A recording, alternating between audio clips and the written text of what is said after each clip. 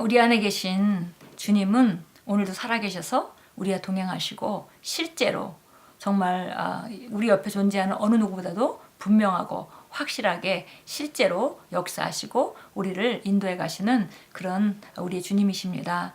11월 22일 토요일 말씀의 실제 함께 나눕니다. 제목은 두 종류의 운명. 운명할 때 그 사람은 그럴 운명이야 이런 얘기를 우리가 세상에서 종종 들어왔습니다. 그런데 인간에게는 두 가지 종류의 운명이 있다고 오늘 말씀합니다. 로마서 8장 30절 같이 읽겠습니다. 또 미리 정하신 그들을 또한 부르시고 부르신 그들을 또한 의롭다 하시고 의롭다 하신 그들을 또한 영화롭게 하셨느니라. 예, 정말 이 단계적인 아름다운 축복이 적혀져 있습니다. 미리 정해져 있고 하나님께서 미리 계획하셨습니다.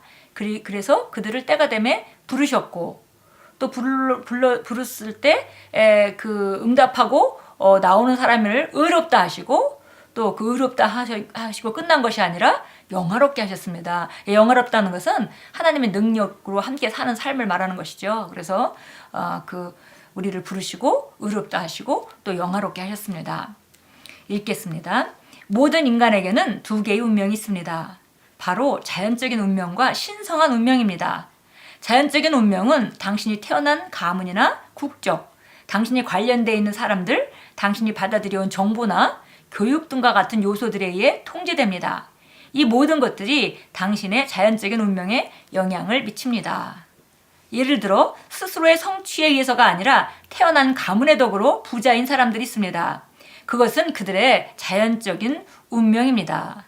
우리가 자연적인 운명에 대해서는 대부분 다 잘 이해하고 있기 때문에 복잡하게 설명할 필요가 없겠지만 자연적인 운명은 어떤 사람은 정말 부잣집에 태어나서 부자가 되기도 하고 어떤 사람은 정말 너무 가난한 집에 태어나서 가난하게 되기도 하고 어떤 사람은 좋은 부모를 만나서 좋은 그 양육을 받는가 하면 어떤 사람은 그렇지 않은 부모를 만나서 또 삶이 좀 어려서부터 많은 상처와 그런 그 힘든 삶을 살아가는 그런 그 경우가 있습니다. 이것이 바로 자연적인 운명이라고 말하고 있습니다. 그렇지만 자연적인 운명에 하나님의 신성한 권능의 손이 배제되는 것은 아닙니다. 물론 우리가 자연적인 운명의 삶에서도 하나님이 관여하시고 하나님이 역사하시죠. 그분께서는 이 세상에 포괄적으로 개입하십니다. 이 세상은 그분께 속해 있습니다. 그런데 이 세상에 어떤 사람들은 그분의 피조물이고 반면에 어떤 사람들은 그분의 자녀입니다. 하나님께서는 그분의 모든 피조물, 즉 세상 모두를 향해 선한 뜻을 가지고 계십니다. 그러나 특별히 그분의 자녀, 즉 거듭난 사람을 위해서 하나님께서는 신성한 운명을 가지고 계십니다. 그래서 보니까 자연적인 운명으로 다 전부 모든 인간이 이 세상을 시작합니다. 그러나 중에 이제 인생을 살아가다가 복음을 만나고 그래서 복음을 받아들여서 예수님을 만나서 새로운 신성한 운명으로 들어가게 되는 것이죠. 그래서 이 세상에는 두 종류의 인간들이 있습니다. 쉽게 얘기하면 자연적인 운명에 살아가는 사람과 또 거듭나서 이제 새로운 신성한 운명 안으로 들어온 사람, 두 종류가 있겠죠. 그런데 하나님께서 이 두 종류의 모든 인간들의 삶에 개입을 하신다는 것입니다. 자연적인 삶을 살아가는 사람은 자연적인 삶 가운데 개입하고 계시고 또 신성한 운명 가운데 살아가고 있는 사람들은 바로 또 하나님께서 신성한 운명의 그 모든 것을 인도해 가시고 그 축복하고 계시다는 것입니다. 어떤 것도 정말 배제되지는 않습니다. 그래서 보니까 이 땅 안에서 살아가는 모든 사람의 세상의 삶에도 포괄적으로 개입하시고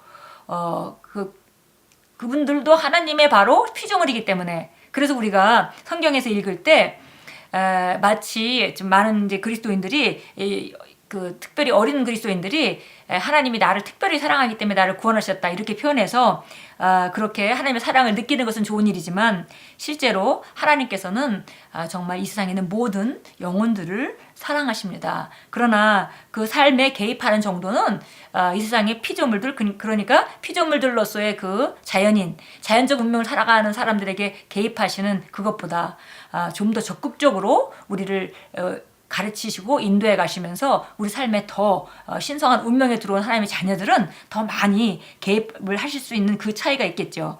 그래서 정말 그분의 자녀, 특히 거듭난 사람을 위해서는 신성한 운명을 가지고 계신다 그랬습니다.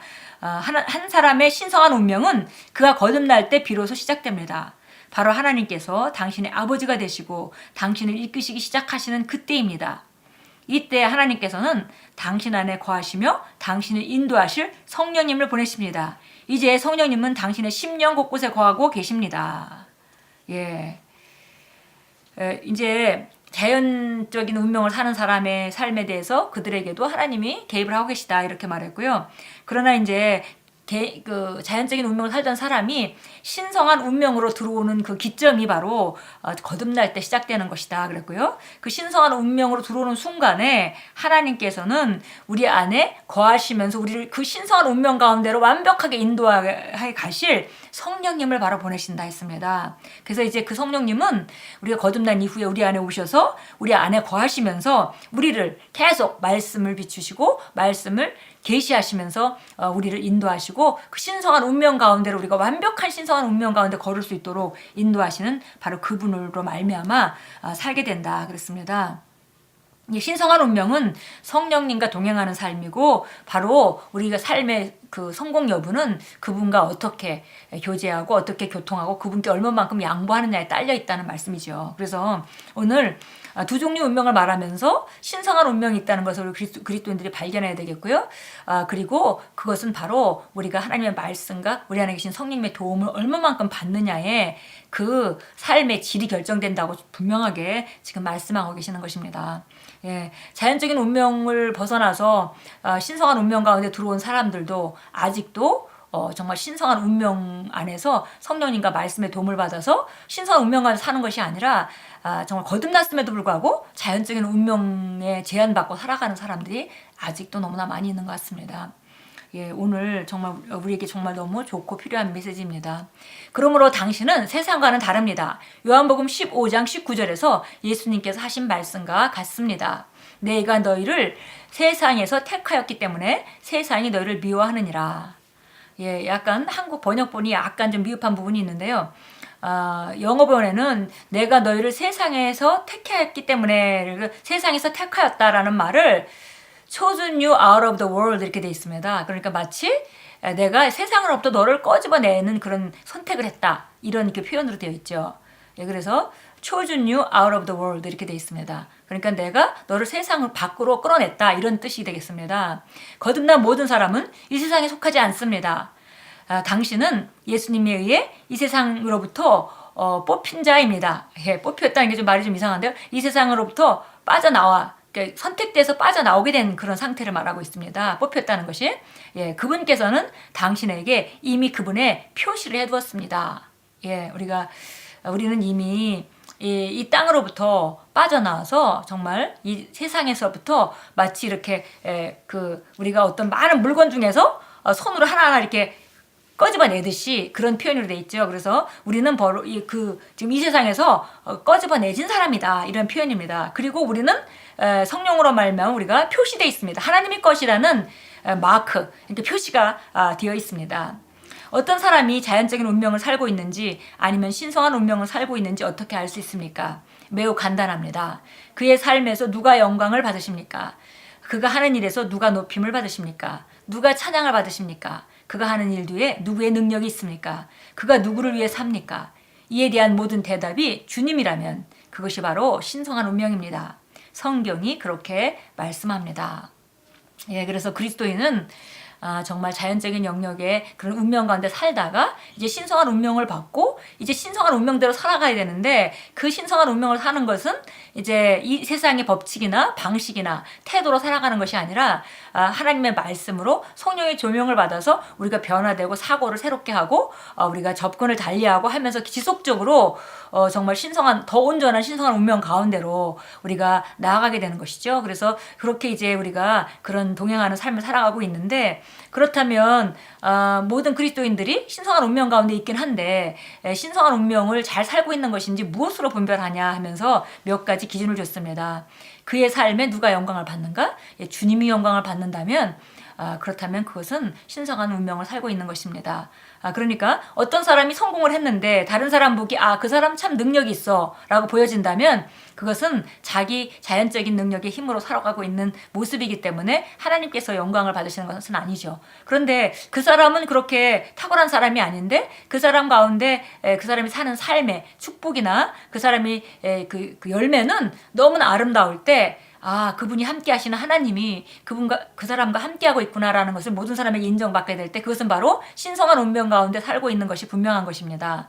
그가 하는 일에서 누가 높임을 받으십니까? 우리가 금방 나눴던 대로 주님이 높임을 받으시는 삶이어야 되겠죠. 누가 찬양을 받으십니까? 정말 그 사람은 너무 탁월해. 그 사람은 너무 멋있어. 이것이 아니라 정말 그 사람에게 역사하는 하나님이 대단하시다. 이렇게 될 때 우리가 신성한 운명으로 사는 것에 정말 부합된다 이렇게 말했습니다. 그가 하는 일 뒤에 누구의 능력이 있습니까? 그러니까 우리가 우리 능력으로 탁월한 삶을 사는 것이 아니라 우리가 정말 주님의 성령의 도움과 말씀의 능력으로 말미암아 우리가 바른 결정을 하고 놀라운 지혜가 나와서 우리 삶이 정말 계속 영광에서 영광으로 나아갈 때 그때 바로 그 능력은 내 능력이 아니라 내 지혜가 아니라 하나님의 능력과 하나님의 지혜인 것을 모두가 알게 될 것입니다. 그렇게 될 때 그것이 바로 신성한 삶을 사는 모습입니다.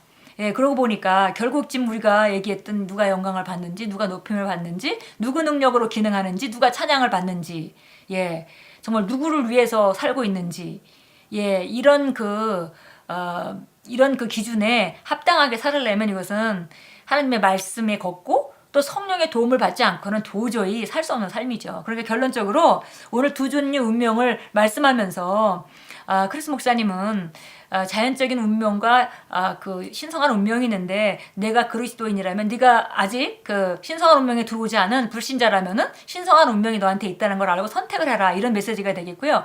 만약에 네가 지금 거듭난 그리스도인으로 살고 있는데 그런데 너가 정말 어느 정도의 신성한 운명을 네 삶 가운데 나타내고 있냐, 네 삶 가운데 하나님께서 얼마나 영광 받으시고 하나님께서 얼마나 찬양 받으시고 하나님의 능력이 네 삶에 얼마만큼 나타나고 있냐라고 질문하고 계시고 그것을 증가시키려면은 성령의 도우심을 받아라 이렇게 정확하게 우리에게 정말 순차적으로 우리에게 방향 제시를 해주고 계십니다. 우리 참고성경 구절 나와 있는데요. 고린도서 5장 17절 말씀 우리가 너무 잘 알죠. 우리가 누구든지 그리스도 안에 있으면 새로운 피조물이라 이전 것은 지나갔으니 보라 새 것이 되었도다. 그래서 우리는 새 것이 되었고 이제 우리 삶은 총괄적으로 새로운 삶으로 도입을 했습니다. 이제 그 삶의 방식으로 살아가야 되겠죠. 고린도서 5장 17절 말씀이고요. 예레미야서 1장 5절입니다. 예레미야서 1장 5절을 보겠습니다. 우리가 정말 하나님께서 우리를 이 세상에 보내기 전부터 계획하고 계시다는 것을 우리가 읽을 수 있습니다. 1장 5절입니다.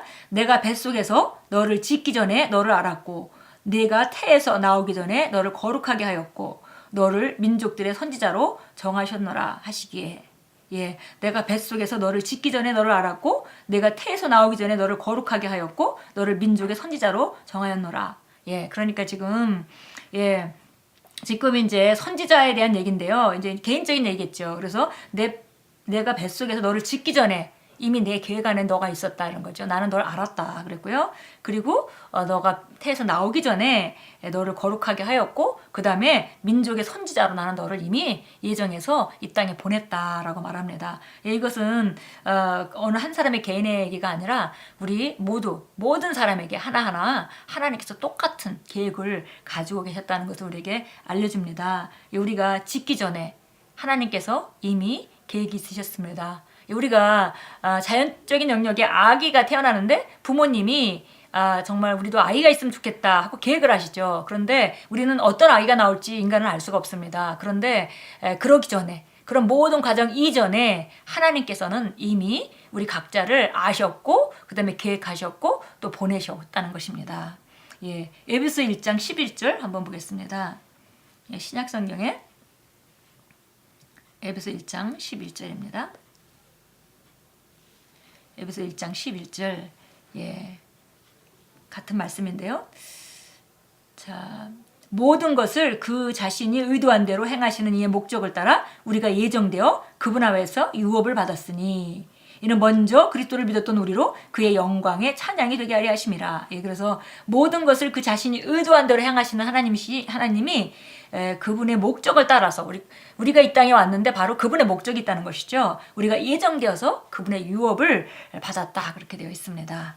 우리 함께 고백합니다. 나의 삶은 하나님의 영광을 위한 것입니다. 나는 그분께 영광을 돌리고 그분의 덕과 완전하심을 이 세상에 나타내기 위해 태어났습니다. 하나님께서 모든 곳에서 나를 통해 그분을 아는 향기를 드러내실 때 하나님의 지혜와 은혜와 의로우심이 나타납니다. 나를 사랑하시고 나를 위해 자신을 내어주신 그분을 위해 사는 것, 그것이 바로 나의 운명입니다. 예, 정말 이 신성한 운명은 너무나 아름다운 운명입니다. 예, 오늘도 정말 삶에서 모든 상황 가운데 정말 자신 있게 어깨를 펴시고, 예, 하나님께서 내가 이 땅에 어쩔 수 없이 온 것이 아니라 하나님께서 계획하시고 일이 있기 때문에 할 일이 있기 때문에 나를 보내셨다는 것, 그것을 우리가 알고 그것은 바로 이 나를 창조하시고 이 우주 만물을 상관하고 계시는 그분으로 말미암아 내가 보내심을 받았다는 것을 인식하시고 정말 삶 가운데 정말 그분의 정말 그 영광과 찬송을 나타내는 자로 오늘도 사시고 축복의 도구가 되시길 축복합니다.